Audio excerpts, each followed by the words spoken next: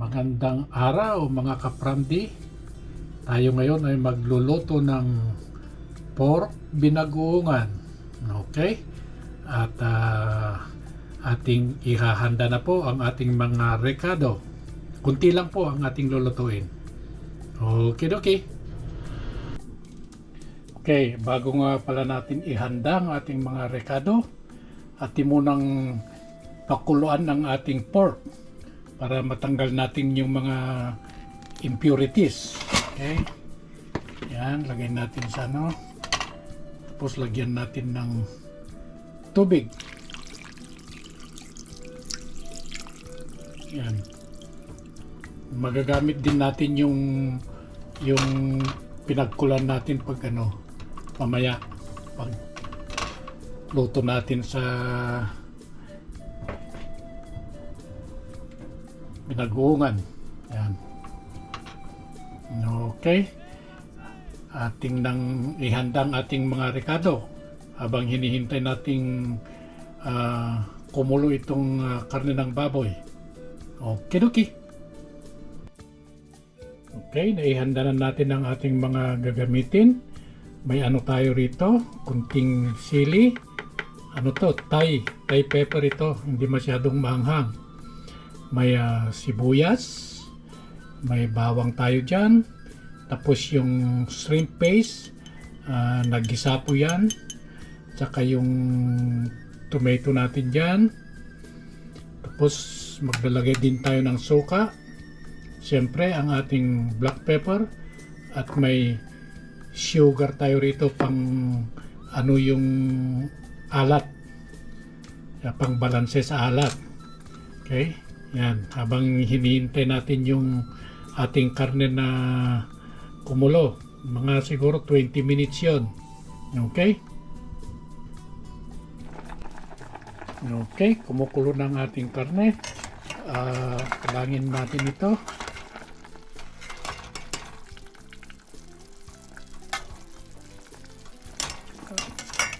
Mga 20 minutes yon. Yan. Kailangan natin itong pinaglagaan natin mamaya, pampalambot natin. Yan, kunting pinakuluan lang natin para matanggal yung mga kunting amoy. Ayan. Yan. At patayin muna natin yung apoy. Yan. At itatabi natin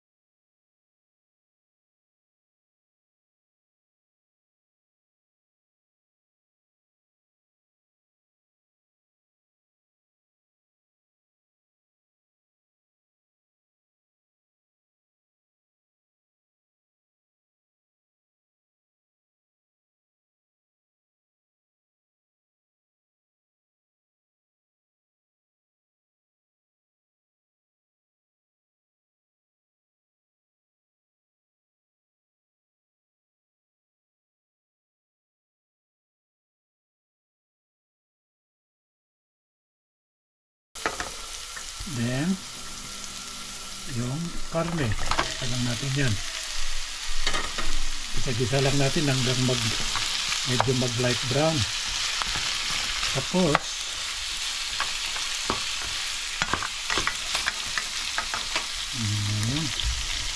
medyo umaano yung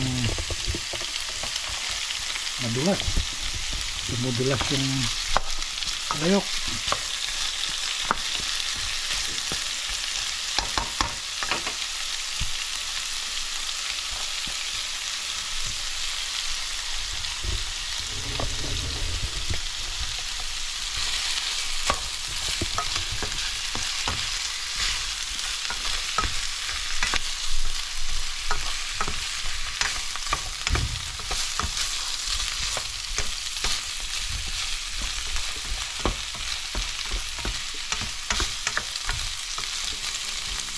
Hindi masyadong yung iba guluto, puro taba lahat. Yung pork belly ako nilagyan ko ng laman. Hirap na yung putok-batok.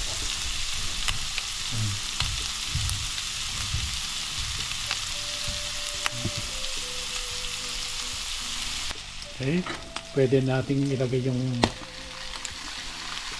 kamatis. Kasi sa yan, pwede rin mauna yung kamatis. Yan. Yan. Kung gusto nyo, isunod nyo sa mga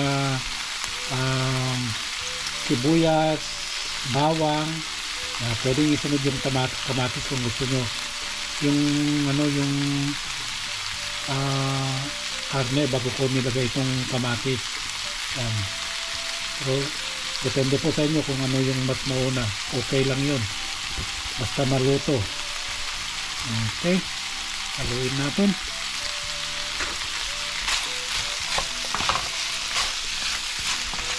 Hanggang maluto yung kamatis. Tapos pwede natin ilagay yung yung bagoong. Pwede ito sa inyo yan. Ilagay yung bagoong kagad.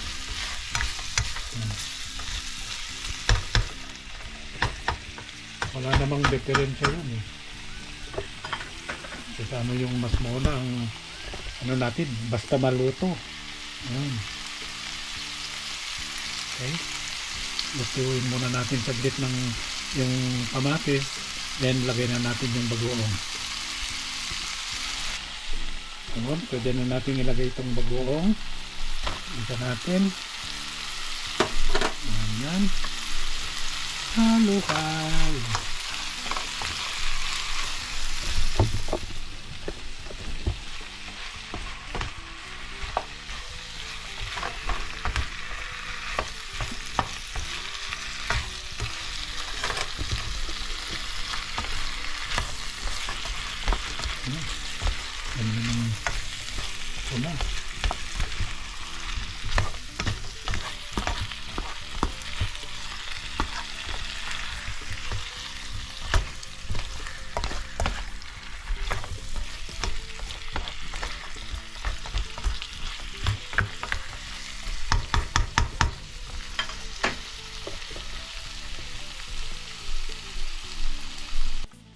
Okay, pwede natin ilagay itong sugar.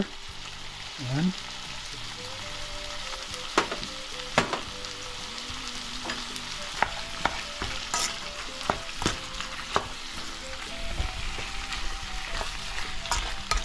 Para mabalanse yung alat ng bagoong. Pag medyo na yung karne, pwede natin ilagay yung suka. Sabi kasi nila, ewan ko lang kung totoo. Nilagay mo yung suka kagad, baka hindi nalalambot yung karne. Yun, kaya lambutin muna natin yung karne. Ewan ko lang kung totoo yun.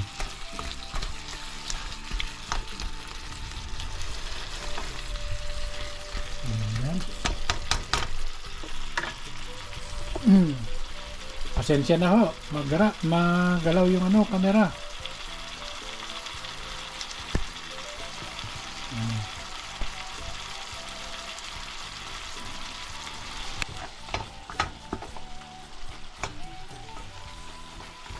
Yun, pwede nating lagyan ng suka.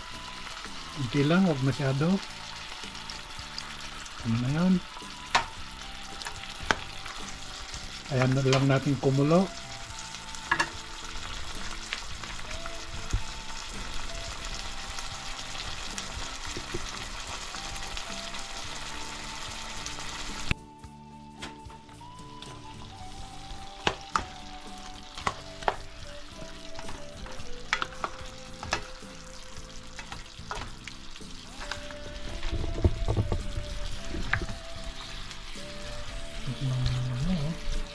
Kulay yung pula.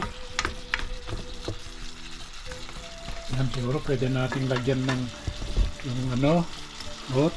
Lalagyan na natin to, lalagyan natin ilang pampalambot natin. Ayan,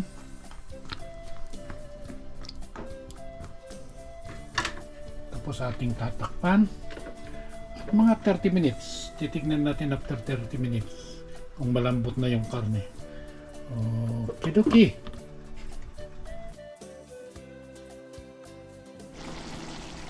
Yun yan, medyo lumalapit na ng konti, pero medyo malapit na rin siguro yung karne. Konti na lang.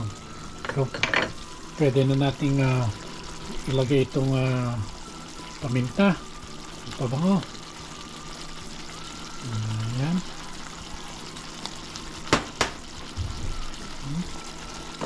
Halo-halo. Bango.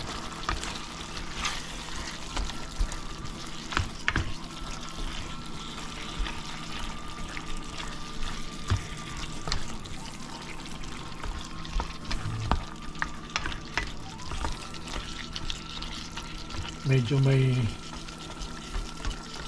kaanuhan pa yung karne. Magdagdag tayo ng mga 10 minutes pa. Ayan. Yung iba, naglalagay sila ng talong sa binagungan, di ba? Ako, mas gusto ko ang puro. Masarap din yung may talong. Ayan. Lalo na pag piniprito mo muna yung talong bago mo ilagay dyan. Okay. 10 minutes pa. Okay. Mga 10 minutes, balikan natin.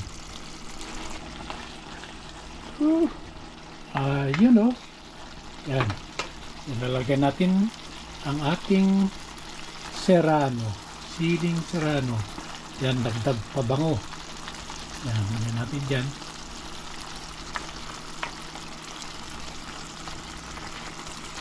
Yan, itin natin yung apoy. Ayan.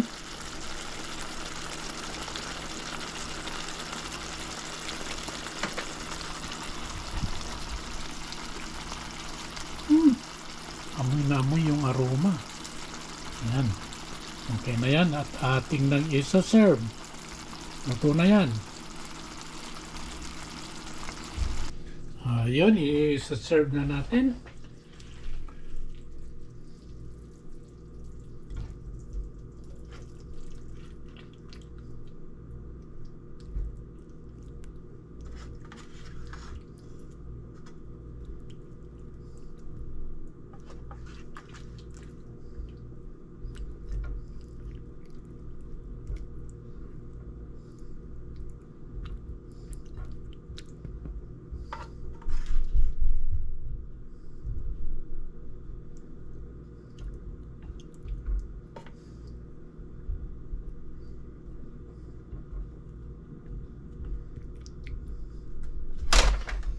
Yan. Lagyan natin ng konting garnish. Ayan. Yan na po ang ating pork binagoongan. Salamat po uli sa inyong panonood. Bye-bye!